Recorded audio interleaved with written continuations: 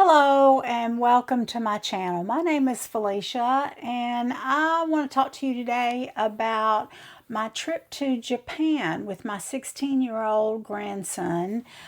We went the end of May for 16 days, and today I'm going to talk about our 6 days in Tokyo. So I'm going to give you all the information about where we stayed, what we ate, what we saw, some practical information, and what I do differently. And I put all this information down in the description box for you, so you'll have that information. So let's start with where we stayed. So we stayed at the Best Western Hotel in Fino, Tokyo, Akasaka. And I'm going to tell you right off the bat that I'm probably not pronouncing these correctly. I'm going to do my very best, and that's why I put it also in the description box for you, so you can look it up if you're interested. So I did look at all over Tokyo, trying to decide where the best place to stay. I wanted to make sure that obviously they had good reviews, that they were close to transportation, cafes, places to eat, things to see, that kind of thing. And that's why I chose this location. Our room there was a nice room, although it was fairly small, but all the rooms in Japan are small. So you do have to adjust to that. Had a really cool Japanese toilet. So if you haven't experienced that, this one had heated seats, and a bidet and even a dryer on it. So it was really interesting. It was also, like I said, close to the 7-Eleven and some places to eat and things to do, that kind of thing. Their breakfast was good. It had Western choices as well as Japanese choices. We always found something good to eat there. We stayed 6 nights there, and it was about $130 a night, which is, I think, a decent price for the accommodation. It was really nice and comfortable, clean, in a good area, all of those things. So I definitely wouldn't mind staying there again. The next thing I want to talk about is all the things that we ate while we were in Tokyo. Our first night there, we got in late. Our flight was delayed, so it was like 4 hours late. And so we decided to go to the 7-Eleven, which was about a 5-minute walk from there. My grandson got some melon, some kind of mochi, marshmallow dessert, some kelp rice triangle, which they have these everywhere and they have different things inside of them. He got that and some ramen and a peach drink. When we got back to the room, he opened up the peach drink and took a big drink of it. And he said, "Ooh, this doesn't taste good." He didn't like it. And I said, "Oh, let me take it. Let me taste it." So I tasted it, took a big drink of it, and I was like, "Ooh." And I looked at the front of the can again, and I got my translator out, and it had alcohol in it. So I guess I gave my 16-year-old grandson alcohol on the first night, which we didn't drink after that, but it really didn't taste very good. I guess he saw the peaches on the outside of the can and thought that would be good. It was not. But our breakfast the next day was really good, and all the places we stayed had a good breakfast. You just have to, their scrambled eggs at every hotel we stayed at were like very, very runny scrambled eggs. So I didn't really care for that, although they had boiled eggs, they had different breads and jams and yogurt and fruit and cereal and different things. So they all had, something that was pretty decent that, we didn't mind eating. And Western food. I mean, if you're fine with sushi for breakfast and rice and soup and different things like that, then you would be fine. You'll find plenty to eat. We also would hit up all the vending machines, and there's vending machines all over Japan. And they have hot and cold drinks in them, all kinds of different drinks and even some food items. So the vending machines are really cool to use there. Then we went and got a coin cheese bread. I'm going to try to put a picture of that, I think, in where you can see that. But it was really big, and the outside of it tasted like a waffle cone. The inside was like melty cheese, so it was really yummy.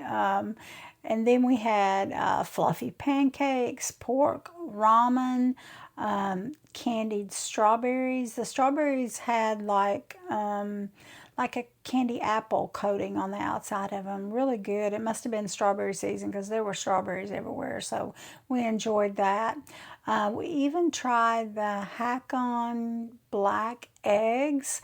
And the eggs are boiled in like an iron-rich hot springs, and it makes the outside of the shell like totally black. The inside tastes just like a boiled egg. But you're supposed to get 7 years of good luck for each egg, boiled egg that's black that you eat. So we definitely ate our share of those while we were visiting that area. We had fried chicken. Wagyu beef is everywhere. I think the picture that I'm showing is the beef has not been cooked yet. They brought it to the table in like a container that had like a little heat source underneath it where you cooked it yourself. So anyway, it was really good. And we had lots of mochi, which is, if you don't know what it is, it's like a chewy texture, candy-like, but it's chewy, like marshmallow-like. And we bought one at one place, and it looked wonderful. It was pink, and it had a big strawberry in the front of it, and I thought, oh, it's good. And it was like really big. And the mochi was good, and the strawberry was good, but beware of what might be under the strawberry, because in this case it was red bean paste, which we didn't really care for. So other than that, we enjoyed the rest of the mochi. And they're also at the different convenience marts, you can find these sandwiches. They're fruit sandwiches, and they have all kinds of different fruit and whipped cream in them. And you can even find strawberry and whipped cream sandwiches on white bread. It's really soft. The crust is cut off. Really yummy. Had that for breakfast one day. So it was a fruit and cream sandwich with a yogurt and a coffee. And speaking of the coffee, the best coffee I had was at the 7-Eleven store. So it was really good. The convenience marts are not like what we would think gas station food is here in the U.S. They actually have really good food. They have hot and cold food. Lots of snacks. They have smoothies, like you can buy, frozen fruit that's frozen, and then you put it in the machine and it makes a fresh smoothie with it. It is really good.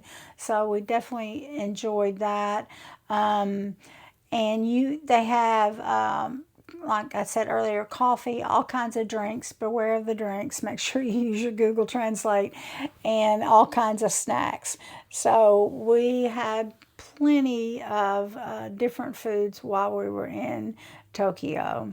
So what did we see while we were in Tokyo? Well, we went to the Shibuya Crossing. That's the famous crossing you've probably seen pictures of or videos of, where lots of crosswalks and hundreds of people walk in both directions all at one time across the street, which is really cool. I'll try to put a picture in there, but I didn't get a great picture, to be honest.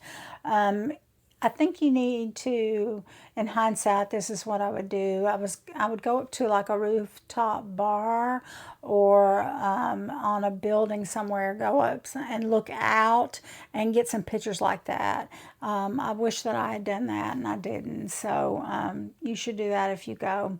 We also went to the Don Quixote store, which is a large store. I think it was 6 or 7 floors, and they had everything that you could think of in that store. There were all kinds of souvenirs, appliances, cosmetics, clothes, shoes, toys. It had something different on every floor, which is really an experience, and it'll take you quite a while to look around in there. So lots of cool things in the Don Quixote store, so you should definitely look at that.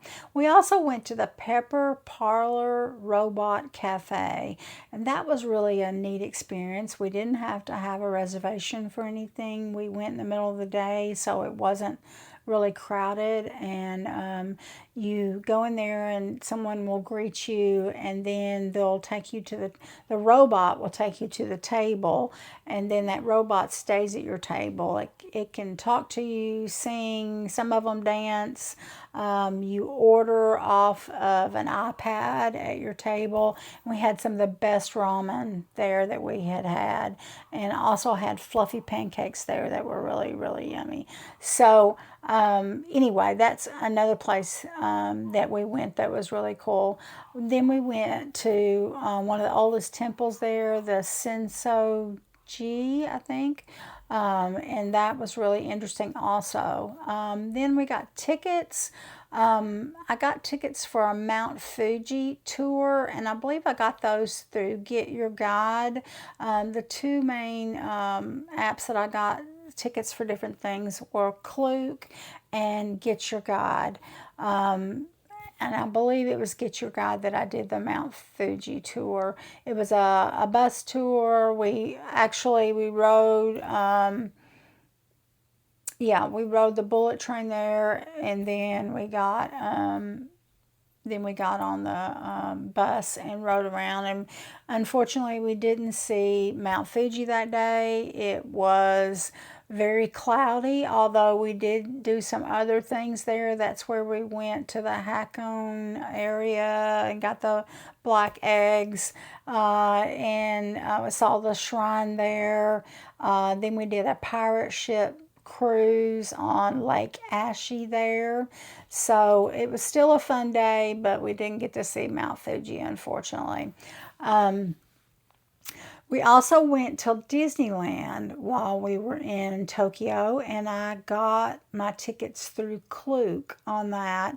Unfortunately, sometimes when you're trying to book tickets for things in Japan ahead of time, your credit card doesn't always work. The U.S. credit card doesn't always work.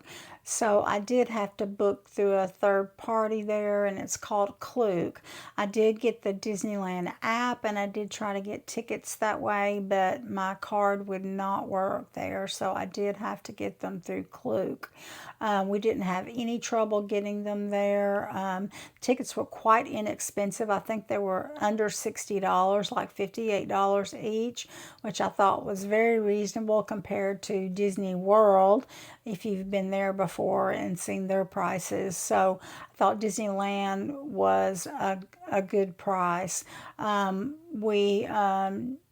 We got there, and you can use the free express passes there, or the priority passes, which you have to pay for. So you do have to wait, get the app, get your tickets, link it to your app, and then when you get in there at Disneyland, that's when you can book your express passes. I didn't have to use that, the express pass, while I was there, just because the wait times, and I'm talking, it was the end of the last week of May, maybe the 1st of June when we got there. But our wait times were like between 5 minutes and 25 minutes, I think is the most that we waited there. So we didn't feel like that we needed the express pass, although we did buy one priority pass. It was like $14, and that was for the Beauty and the Beast ride, which is a really neat experience. So you should definitely do that if you go to Disneyland in Tokyo. It's like you're in a gigantic cup and saucer, which move back and forth and go through the castle, all the different scenes, and end up in the ballroom at the end, of course. really a neat experience. My grandson was not looking forward to doing that, but he really did enjoy it. He said that was a really neat ride. The wait time for that ride was over 2 hours. So the priority pass was the way to go for that. You couldn't get an express pass for that one. You had to do the priority pass or wait in the line. So anyway, we did enjoy Disneyland while we were there. The next thing that we saw was a Team Borderless art exhibit, which was really neat. My grandson wasn't looking forward to going there either, but afterwards he said that it was really cool. So it's in the dark, and it's like different lights on the walls or different objects that are lit up. It's really a neat experience, and we did enjoy it. So that is something you might want to consider if you go. Then we explored the Shibuya area and also Takeshita Street, which has lots of cafes and snacks and shopping is there. So that's a neat area. We also went to the Shinjuku area for the 3D cat, which I'll put a video clip for you to be able to see, which was really cool, and we watched that for quite a while. And we also saw Godzilla. He's up over the top of a hotel, and I think I put a picture in there for you to be able to see that also. We also visited the Pokemon Cafe and the anime area. Those are the places that we went to while we were in Tokyo. So what are some things to know when you go to Tokyo? Number one, you want to use Google Maps either for walking directions, the subway, the trains, all of that information is in your Google Maps. And if you're using Google Maps on the subway specifically, you'll want to screenshot your directions, because when you get down into the subway, sometimes you don't have good internet connection, and you'll not know where to get off or where your next stop is. So make sure that you do that. Also, it's really hard to find trash cans in Japan. So you'll want to keep like a little plastic bag in your backpack or in your purse to put your trash in, because there are no trash cans to be found. Sometimes you can find one in the convenience marts, or if you go in to use the restroom somewhere, there'll be one there, or you may just have to take it back with you to your hotel. So no trash cans. They're really hard to find. The toilets there are really cool all over the city. They have the bidets everywhere. So the Japanese toilets are really interesting. So make sure that you try those out. Excuse me. Also, you'll need, not all the bathrooms have paper towels or hand dryers to dry your hands on. And so I knew this before I went. So a lot of the Japanese carry a little cloth, a small piece of cloth that you can dry your hands on. So before I went, I got some of the little baby washcloths and kept one in my purse. And that way I had something to dry my hands on. So you're welcome to do that if you'd like. Use your camera to translate. I did use Google Translate. Obviously, if you're trying to speak the language, you're probably going to need your Google Translate where you're there. But you can use your camera to translate a sign when you go in the convenience marts, to look at what you want to buy there. On menus, when you go in somewhere to eat, sometimes there's English menus, sometimes there's just picture menus. A lot of the times you'll either order on a machine or you'll order on a iPad. So it's good to have your translator so you can look to see, to make sure it's something you want to get. Also, you can wash clothes. In every hotel that we stayed in, they have washing machines, so you could wash your clothes there if you needed to. We did not pack a large suitcase. We just washed our clothes as we needed to. It was easy to figure out. I used my Translate on my camera to see what I needed to do, but we didn't have any problem doing that. So you definitely do not, you can wash clothes just about anywhere there. If you don't want to do that and you have a lot of luggage, you may want to check with your hotel about sending it ahead. So you can send it ahead to your next hotel, even if it's in a different town, but there's a cost obviously to be able to do that. You'll want to talk with your hotel about that, but that is a possibility if you'd like to do that. I would recommend eating breakfast in your hotel each morning. We did that most of the time in each of our hotels, even if I had to pay extra for that. And the reason is it's hard to find a breakfast place that's open before 10 o'clock in the morning. So unless you're planning on eating at one of the convenience marts for breakfast, which I did that one day, then you'll probably want to eat breakfast at your hotel if you're wanting to get out early to go see things. Do go to the convenience marts. There's 7-Eleven, there's Lawson's, and there's Family Mart. They're everywhere. You'll find them everywhere. The food in them are very good. The hot food is hot and it's fresh.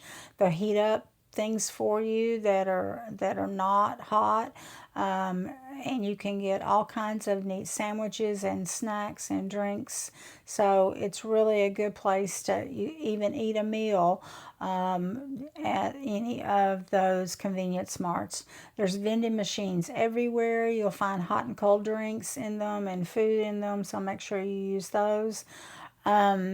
We used all kinds of different transportation while we were there. We mainly used the train, the subway, to get all over town because it's a lot of walking there. So you'll want to use some type of public transportation. They did have, you can walk, you can use the train, you can use the subway, there's buses, there's taxis. They have an app called Taxi Go, and it's like Uber, so it's convenient. I did use it one time, and it's convenient, and it's not very expensive.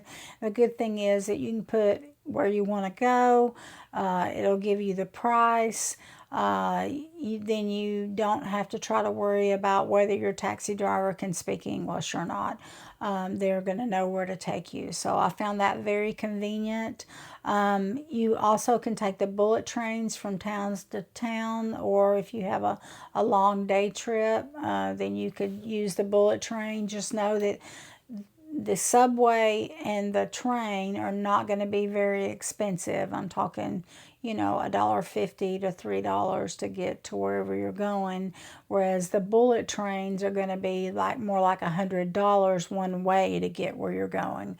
So use those sparingly, although it's really a cool experience and you should definitely do it at least one time.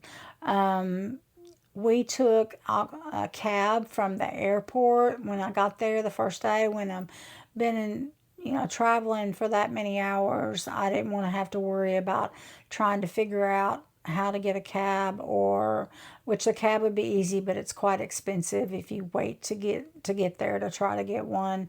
I didn't want to try to figure out the train system when I first got into town, so I went on booking.com. That's where I booked all my hotels, and I booked my ride from the airport to my hotel that first night. It was quite pricey. It was $65 for two of us, but it was definitely worth it to me on that first night when I was going to be jet lagged. So make sure that you think about how you're going to get from the airport when you get there. Also, you need to get a Suica card. If you have an iPhone, then you can get that and it goes in your Apple Wallet. And you can actually look in your Apple Wallet and look for the Suica card. It's green and white and it's spelled with an S. So Suica card. And you can link your credit card to that. You can't link cash or your Cash App to that, but you can link your credit card to that. Now, I did do that for my grandson also, so he could use his phone to tap on and off to get in the subway or the trains, not the bullet train, but the trains or the subway. But you do have to link your credit card to that. And if you don't want to do that for your children or your grandchild, then or you don't have an iPhone, then you can get a welcome Suka card at the airport when you arrive, and you can add money on it there. The benefit of having it on the iPhone is obviously you can just add a small amount of money on there, and then as you're running low, then you can add more money to it. You don't want to leave a lot of extra money on it because you can't get it back off of the card. So make sure that, but it's good for like years. But I just put a little bit of money on it at a time. You can also use those in the convenience marts. So that is a good way to use your last bit of money on it so you're not wasting it. So make sure that you do that. I always like getting some money from the bank, some foreign money from the bank before I go, just so I get $200 or $300, and that way you have cash for. There's some places like when you're getting snacks on the street, or maybe some small restaurants that you won't be able to get.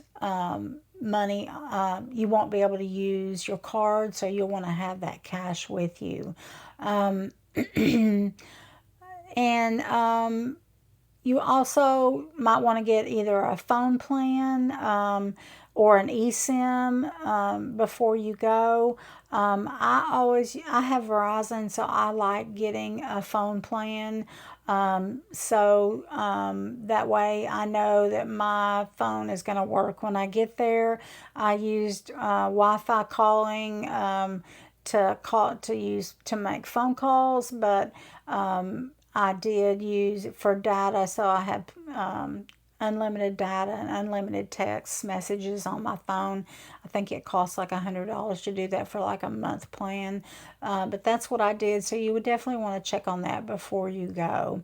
Some things that I would do differently is that I would allow more time for seeing Tokyo more. I had 6 days there. I felt like I needed 2 or 3 more days. The jet lag was really rough, so I had a hard time adjusting to that, and my grandson did too. So we had like 4 or 5 days of that, of getting up at 2 o'clock in the morning and ready for bed by 6 o'clock at night.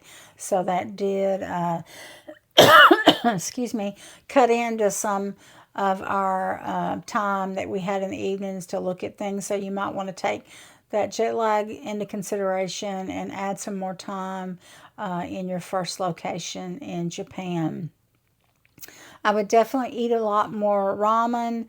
I would buy more snacks in the convenience stores. I did bring my adult children back a variety of snacks, but I wish I'd gotten even more because their snacks were really cool and different. So definitely would do that. I would do the Disneyland and Disney Sea in the same day. We just did Disneyland. We were finished by like 3 o'clock that day, so I definitely could have done both of those. Disneyland and Disney Sea are right beside each other, so it's very convenient to go to both of them. Depends on the age of your children and how many rides you think y'all might go to there while you're there, but it might be a possibility you might want to do them both in the same day. So that's something I would do. I would definitely add a smaller town. In my next video, I'm going to explore I'm going to talk about the other 2 towns that we went to while we were there, but I would definitely add another smaller town just to get more of the local feel in a smaller town instead of in cities, which is what we went to while we were there. So you might want to add that. And I probably wouldn't do the Pokemon Cafe again. I did try to get reservations before I went, but I tried 3 different times to get reservations, and it was just out, sold out. The reservations were gone and within minutes of when they opened it up. So it was definitely hard to get. So we ended up waiting 2 hours in like their standby line. It's for anybody that had a reservation and canceled at the last minute, didn't show up. Then they would take people that were in that line, and it took us 2 hours to get in there. The food was quite expensive and just fair, I thought. Around $45 for 2 of us for our meals there, and I thought it was just, like I said, okay. So I definitely would not go to the Pokemon Cafe, but if your kids are really into it and you really want to go, then you should definitely go. I mean, it is a cool experience, but it really isn't something that I would definitely want to do again. I think, anyway, you make up your mind if you want to go or not. So I hope this helps you plan your trip. Leave any questions you might have in the comments. And stay tuned for my next video, which I'm going to explore the next 2 towns that we went to and what we did while we were there. So I hope you'll come back and see that. And I hope to see you soon. Goodbye.